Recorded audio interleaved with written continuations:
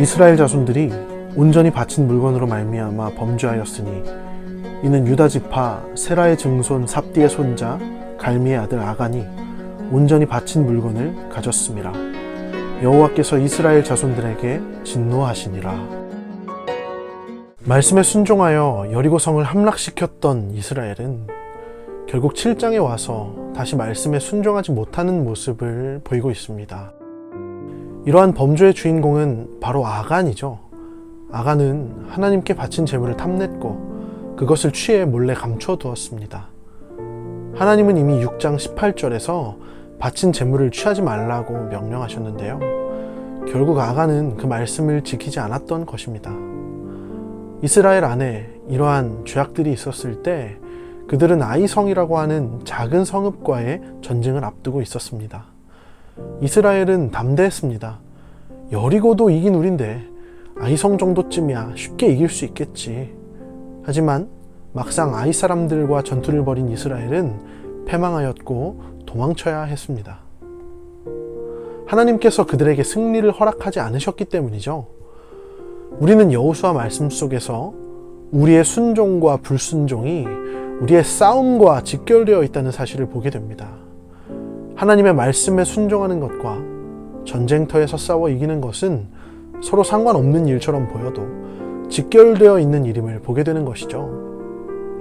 그러므로 이스라엘은 대적을 이길 만한 능력을 충분하게 갖추지는 못했지만 하나님을 힘입어 대적을 능히 이길 수 있는 나라이면서 동시에 하나님의 말씀에 순종하지 않고서는 결코 어떤 수단으로도 대적을 이길 수가 없는 이상한 나라였던 것입니다.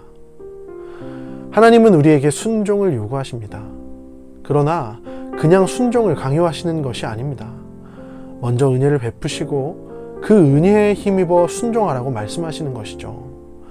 아간은 아름다운 외투 한 벌과 은 200세겔, 금 50세겔을 훔쳐 자신의 장막 아래에 묻어두었다고 하는데요.